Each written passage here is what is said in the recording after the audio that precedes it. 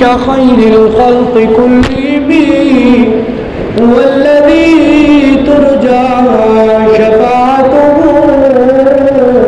لكل حول من الأعمال مقتحم بلغ العلا بكماله كشف الدجى بجماله حسنت جميع خصاله صلوا عليه وآله صحابہ عقیدت و محبت سے ایک مرتبہ نماز پڑھو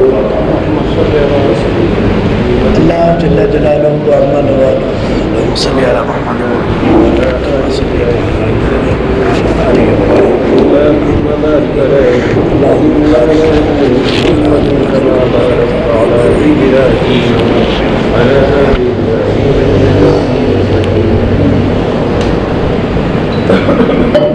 اللہ رب العزت کا ہم سب پہ لاکھ لاکھ احسان ہے کہ اللہ تعالیٰ نے اپنے عظیم فریضے کی ادائیگی کے لیے حاضر ہونے کی توفیق عطا فرمائی۔ دعا ہے خالق کائنات مالک عز و جل ہم سب کا مل بیٹھنا اپنی بارگاہ عالی طیبہ میں اس طرح قبول و منظور فرما لیں کہ اللہ رب العزت ہم سب کو نیک اعمال کرنے کی توفیق عطا فرمائے اور برائی سے بچنے کی توفیق عطا فرمائے۔ اللہ تعالیٰ کے فضل و کرم سے ذو الحجہ کا مہینہ لگ چکا ہے۔ اسلامی مہینوں کے اعتبار سے ذو الحج کا مہینہ آخری مہینہ ہے غالباً۔ نبی کریم رؤوف رحیم صلی اللہ علیہ وسلم نے فرمایا کہ ذو الحجہ کے جو پہلے دن ہیں یہ بھی عظمت والی ہیں اور یہ جو 10 راتیں ہیں یہ بھی عظمت والی ہیں۔ اللہ نے قسم کھائی ہے کہ وَلَيَالٍ عَشْرٍ مجھے 10 راتوں کی قسم۔ آپ اگر اس بات کا اندازہ یہی سے لگا لیں کہ جس کی عظمت کو بیان کرنے کے لیے میرے اللہ نے قسم اٹھائی ہو وہ رات کتنی عظمت والی ہے۔ اور پھر قربانی اور حج جو ہے اللہ کے خلیل پیغمبر حضرت ابراہیم علیہ السلام کی یادوں کا نام ہے۔ اللہ تعالیٰ ابراہیم علیہ السلام کے بارے میں ایک اور جگہ فرماتے ہیں۔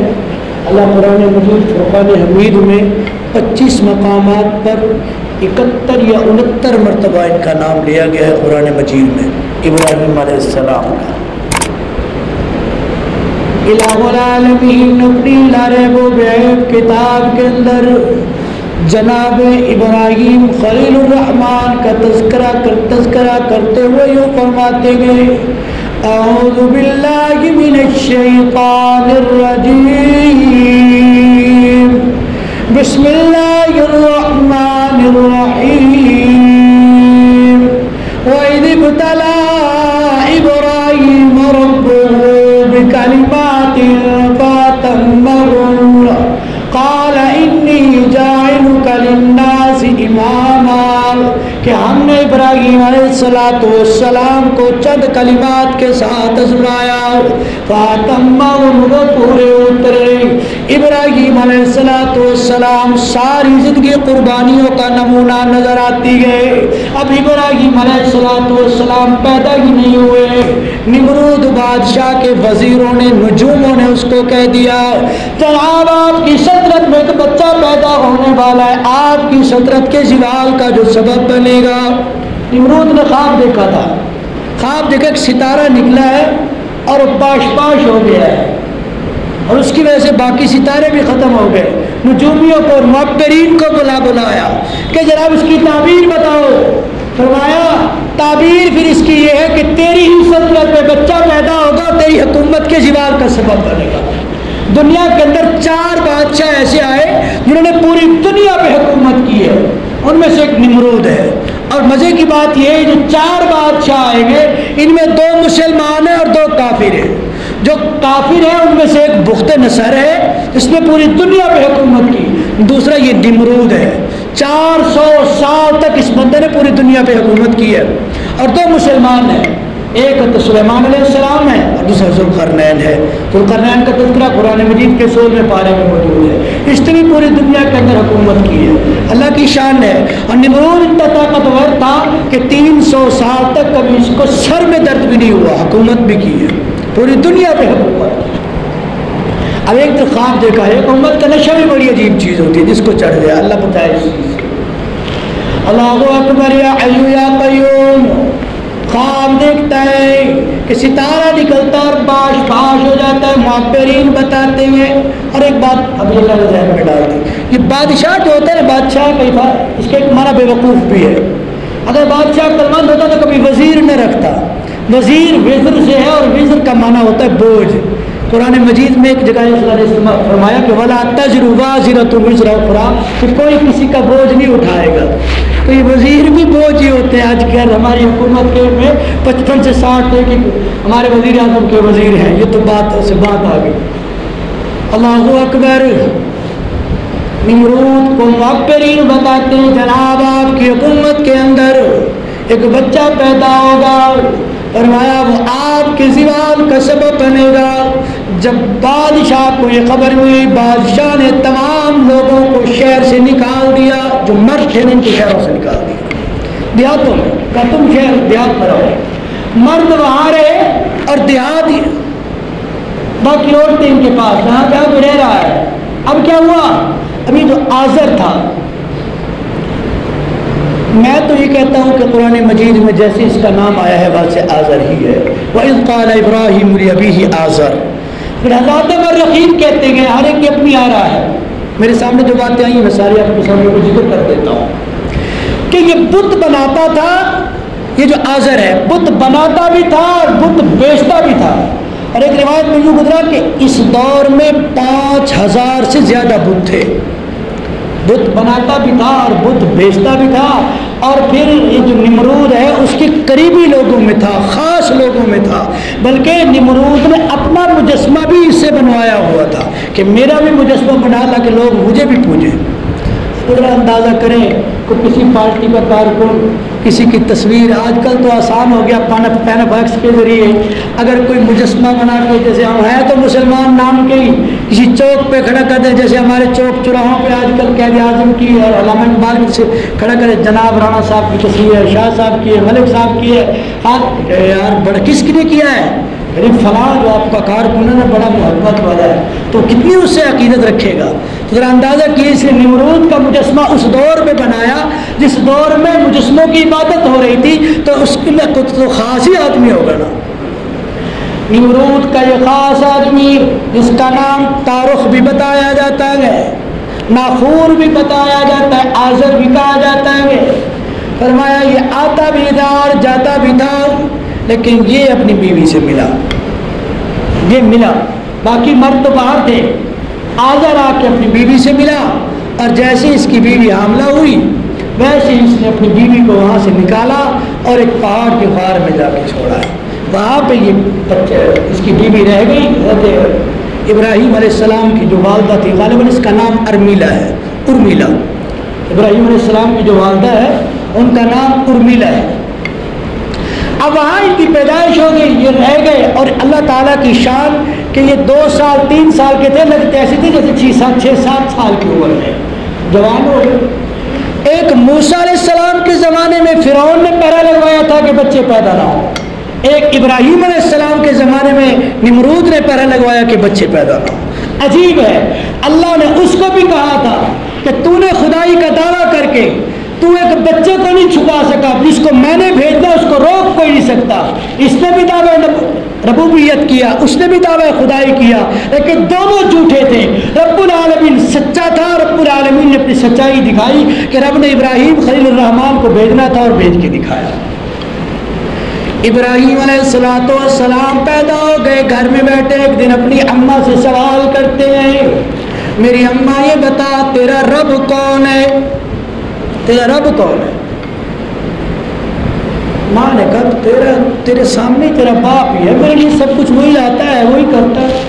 اماں جب تیرا رب بھی وہی ہے تو پھر فرق تو خاص نہیں ہے.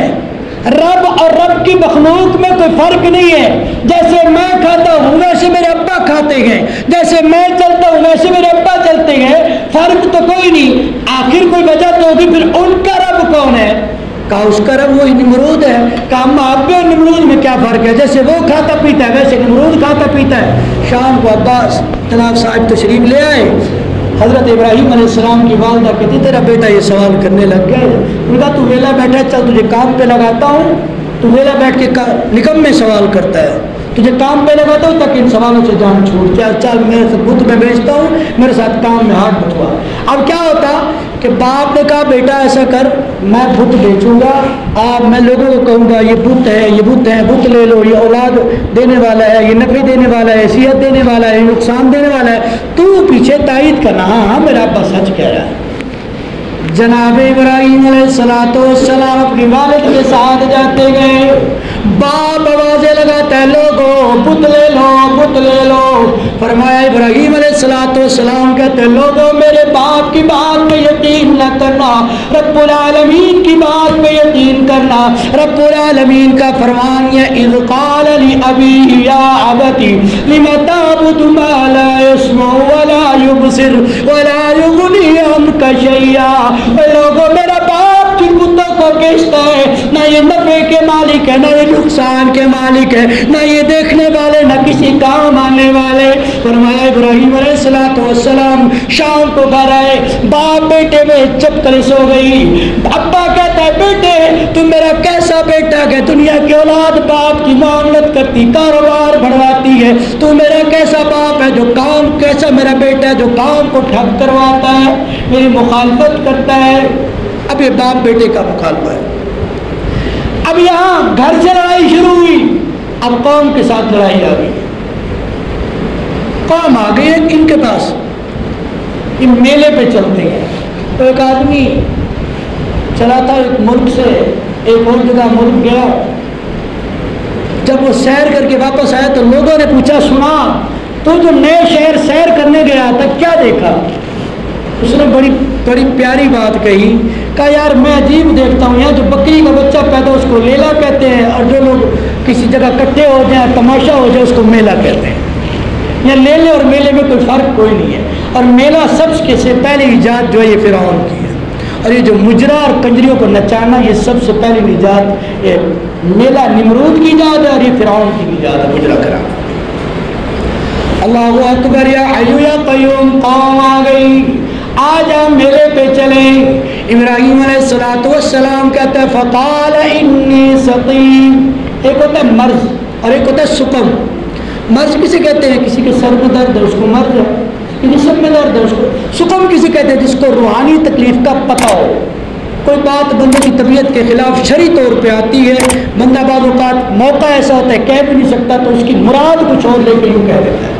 کہتے ہیں فقال انی سقیم، میں تو اللہ کا نبی ہوں، اللہ والا ہوں، اور اللہ والوں کا کام کیا ہوتا ہے؟ وَأَنَّ الْمَسَاجِدَ لِلَّهِ فَلَا تَدْعُوا مَعَ اللَّهِ أَحَدًا۔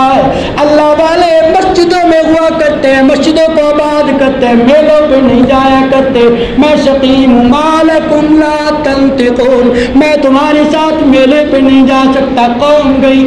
اب آج ہمارے کیا ہوتا ہے؟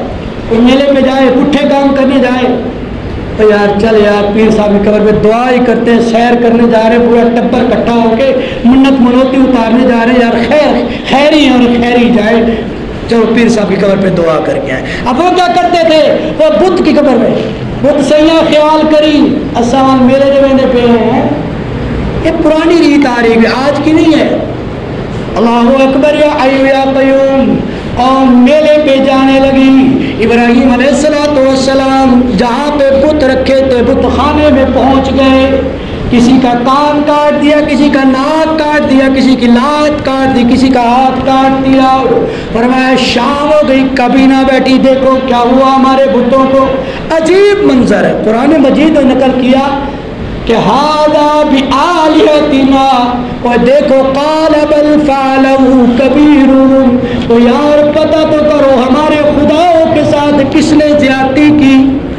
اللہ اکبر، کیا کسی کی چوری ہو جائے کہ یار پتہ کرو کس نے کی، تو پتہ چلتا ہے یار کسی نے کی ہوگی، وہ کہتا ہے ہمارے خداؤں کے ساتھ کس نے کی۔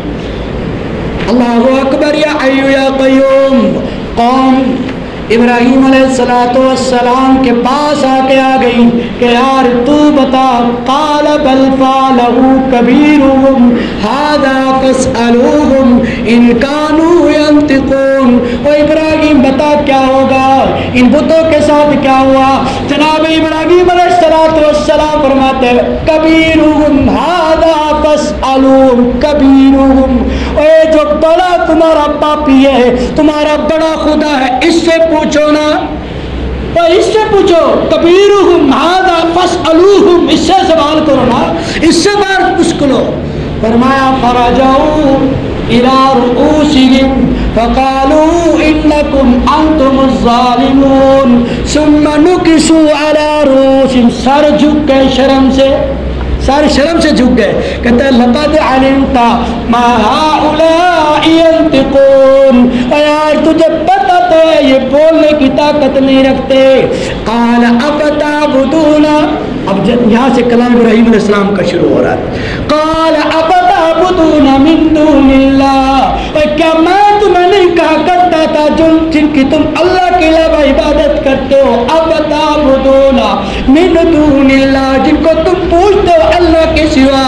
ما لا ينفعكم, نہ یہ نفع والے, ولا يضركم, نہ یہ نقصان والے. اف لکم, تو تم پر افسوس ہے, تم پہ عیب ہے, تم پہ سب کچھ جانتے ہوئے تھوک کے تمہاری بدی.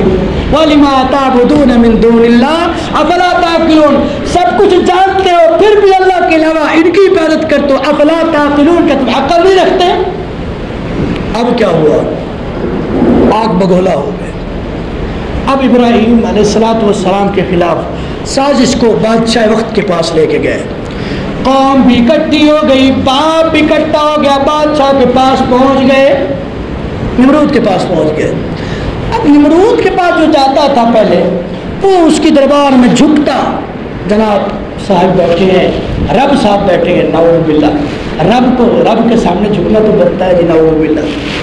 اب سارے جائیں باری بار, ابراہیم علیہ السلام کو بلایا گیا, باقی پرو پنچایت لگ گئی. اللہ اکبر یا حی یا قیوم, سارے گئے اپنے طول طریقے سے گئے. جناب خلیل الرحمن ویسے گئے. بادشاہ کہتا ہے ابراہیم تو مجھے رب کیوں نہیں مانتا, تجھے مسئلہ کیا ہے بتا تو صحیح. کام معلوم ہے تم سارے بیٹھے ہو, کل کو پھر کہو کہ بادشاہ زیادتی کرتا, میں تمہارے سامنے پوچھتا ہوں. اور ابراہیم اور تجھے کیا ہے, تو مجھے رب کیوں نہیں مانتا, دلیل کیا ہے تیرے پاس؟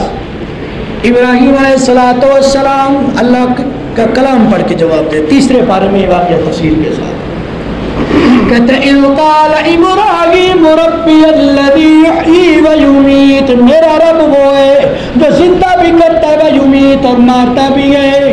ابراہیم نے جب یہ بات کہی, جناب بادشاہ سلامت, کیا کہوں جناب رب صاحب نعوذ باللہ, کہتے ہیں اجی کام تو میں بھی کر سکتا ہوں. تو وہ جو کہتا ہے کہ میرا رب وہ یحیی و یمیت, یہ کام تو میں بھی کر سکتا ہوں.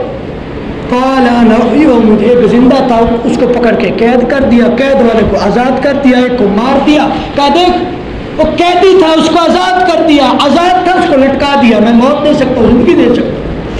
جناب ابراہیم علیہ السلام فرماتے ہیں قال ابراہیم فإن اللہ یأتی بالشمس من المشرق فأت بها من المغرب فبہت الذی کفر, میرا رب وہ ہے جو سورج کو مشرق سے نکالتا ہے. یأتی بالشمس من المشرق, تو رب ہے تو فأت بها من المغرب, مغرب سے نکال کے دکھا, میں تجھے مان جاؤں گا. تو جو اپنے آپ میں خدا بنا بیٹھا ہے, اب میرا رب تو مشرق سے نکالتا ہے, تو نکال کے دکھا, پتہ لگ جائے گا, بڑا خدا بنا پھرتا ہے. فَبُهِتَ الَّذِي كَفَرَ, عجیب جملہ قرآن مجید نے یہاں پہ کہا, فَبُهِتَ الَّذِي كَفَرَ, سادہ ترجمہ آپ کو سمجھ تو آ گیا ہوگا. فَبُهِتَ الَّذِي, فَبُهِت مبہوت ہو گیا, حواس ختم, چھٹی. فَبُهِتَ الَّذِي كَفَرَ, حواس باختہ ہو گئے. جب ظالم اور طاقتور ہو, جب کسی بات پہ جواب نہ آئے, جھوٹا ہو جائے نا, پھر اس کو غصہ بڑا آتا ہے, پھر وہ ظلم پہ آ جاتا ہے. کہتے ہیں قوم والو تیار ہو جاؤ اپنے خداؤں کی مدد کے لیے, تیار ہو جاؤ, خداؤں کی مدد کرتے ہیں. آگ کو جلایا ہے, आग को जलाने लगेंगे। आग इसलिए कहा इब्राहीम अलैहिस्सलाम को इसमें डालेंगे। मैंने क्या कहा था कि इब्राहीम अलैहिस्सलाम की सारी जिंदगी कुर्बानियों का नमूना है।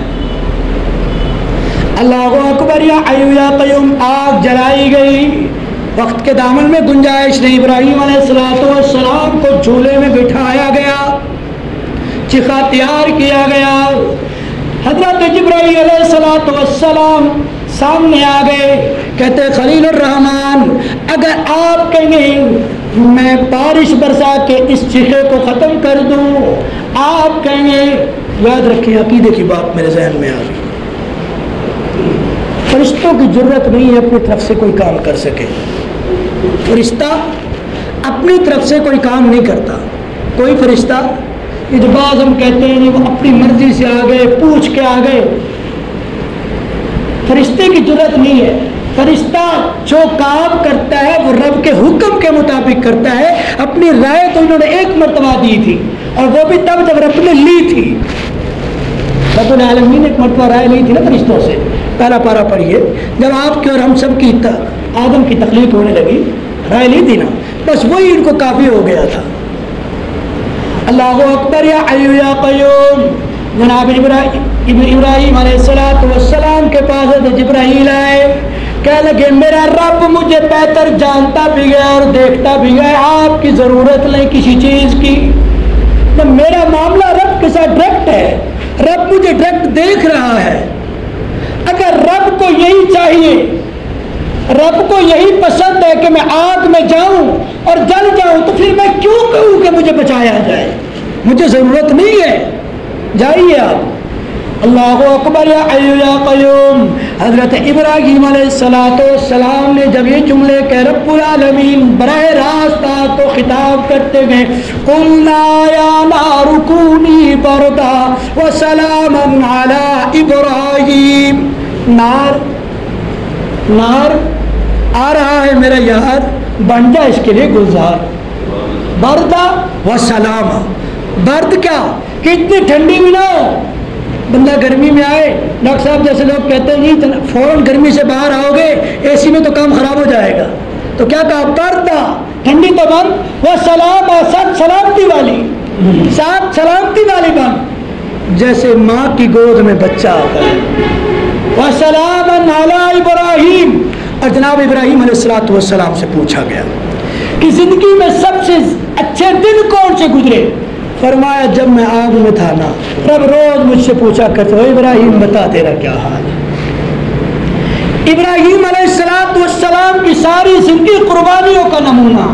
और फिर ये कुर्बानी जब मुसलमान पे आई, फरमाया तुम इस कुर्बानी को कुर्बानी इब्राहीम अलैहिस्सलाम की सुन्नत समझ के करो, अल्लाह तुम्हारे तमाम गुनाहों को माफ़ कर देगा।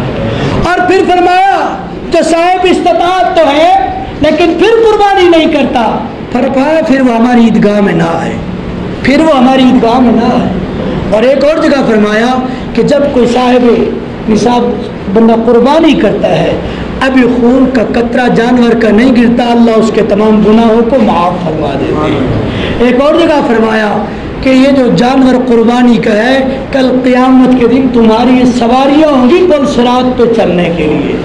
अब ये आपकी और हमारी मर्जी है कि हम क्या करते हैं। कुर्बानी को कुर्बानी समझ के, रब की रज़ा समझ के कीजिए। ये नहीं है नामवरियो महंगी कुर्बानी करे, पता तो भाई शौक वाली कुर्बानी नहीं, मैं इसको यूँ कहूँ, शौक वाली कुर्बानी नहीं, रज़ाए इल्लाह वाली कुर्बानी हो। चलते चलते बात याद आ गई, असीर ख़त्म नबूवत मौलाना अताउल्लाह शाह बुखारी रहमतुल्लाह अलैह के फांसी के आर्डर हो गए। फांसी के जब आर्डर हुए तो रात को हज़रत ने तेल लगाया और मालिश कर रहे हों कि सुबह मैंने अल्लाह के यहाँ कुर्बान होना है, और अचानक आर्डर कैंसिल हो गए। हज़रत दरबार में सर मार रहे हो दीवारों में, और किसी ने पूछा हज़रत लोगों के आर्डर मुलतवी होता है, खुश होता है, आपको क्या हो गया? कहा यार कुर्बानी पे जो लगता है वो बेऐब होता है, मुझ में कोई ऐब आया है तो मैं नहीं लगा। तो भाई ऐसा ना किया करो। मैं कहा करता हूँ कि बंदा दरिया के किनारे जा रहा था, सामान उठता नहीं था, नहर में फेंक दिया, दरिया में फेंक दिया, बाद में कहा चलो सदके की नीयत की। अब ऐसा ना किया करें। कुर्बानी اللہ کی رضا کے لیے کیا کریں. جب پہلے ہی کہا کہ قربانی محبوب چیز کی کرنی ہے، محبوب چیز کی قربانی آپ کو پسند ہو وہ قربانی کریں. یہ نہیں گلے سے اتارنا ہے. کیا کریں جی، جینا تو ہے، لوگ کیا کہیں گے، بچے گوشت کہاں سے کھائیں گے. اور قربانی کے ہر ادا میں، ہر معاملے میں، ہر مسئلے میں شریعت کا رخ اختیار کیا جائے، اپنی ذہنی اور عقل اور تجربہ نہ اختیار کیا جائے. زندگی باقی، ملاقات باقی. وآخر دعوانا ان الحمد للہ رب العالمین.